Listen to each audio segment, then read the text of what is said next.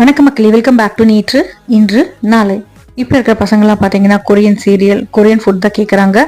நீங்கள் வெஜிடேரியனாக இருந்தால் உங்களுக்கு கொரியன் டிஷ் உங்கள் பசங்க கேட்டால் கட்டாயமாக இந்த ஜாப்சே ட்ரை பண்ணி பாருங்கள். ஜாப்சேவை ஆம்லெட்டோடு சர்வ் பண்ணுவாங்க. அதுக்காக தான் நம்ம இன்னைக்கு ஃபர்ஸ்ட் வெஜிடேரியன் ஆம்லெட் பண்ண போகிறோம். கடைகளில் ரெடிமேடாக கிடைக்கிற பஜ்ஜி போண்டா மிக்ஸ், அதுக்கப்புறம் சத்து ஃப்ளோர் வச்சுட்டு நம்ம இன்னைக்கு தோசை மாதிரி பண்ணி எடுக்க போகிறோம். அதுதான் ஆம்லெட் மாதிரி சர்வ் பண்ண போகிறோம். ஜாப்சேக்கு பாலக்கீரையை பிளான்ச் பண்ணி பொடிப்பட்ட நறுக்கி எடுத்து வச்சுக்கோங்க. கொஞ்சமாக எள்ளுமே வறுத்து எடுத்து வச்சுக்கோங்க. இப்போ கடாயில் கொஞ்சமாக வெங்காயம் வதக்கிக்கலாம். வெங்காயம் வதக்கும் போது உப்பு சேர்த்துக்கோங்க. அதே கடாயிலேயே நம்ம மஷ்ரூம் வதக்கிக்க போகிறோம். மஷ்ரூமில் வர தண்ணியில் காயெல்லாம் சாட்டை பண்ணிக்கலாம். கேரட்ஸ், பெல் பெப்பர்ஸ் தான் நான் காயில் சேர்த்துருக்கேன். சாஸுக்கு பார்த்தீங்கன்னா கொஞ்சமாக நல்லெண்ணெய், பொடிப்படியாக நறுக்கின பூண்டு, அதுக்கப்புறமா சோயா சாஸ், மிளகு பொடி, ப்ரௌன் சுகர் சேர்த்திங்கன்னா நம்மளோட சாஸ் ரெடி ஆகிடும். சாஸ்லேயும் நம்ம வறுத்த எல்லையுமே மிக்ஸ் பண்ணி எடுத்து வச்சுக்கலாம். இப்போ நம்ம எல்லாமே அடுப்புக்கு வெளியில் பண்ண போகிறோம். வேக வச்ச நூடுல்ஸ் கூடவே நம்ம காய்கறிகள், சாஸ் எல்லாம் மிக்ஸ் பண்ணிக்கோங்க. இப்போ நீங்கள் வதக்கின வெங்காயம், பாலக்கீரை எல்லாம் சேர்த்திங்கன்னா ஜாப்சே ரெடி.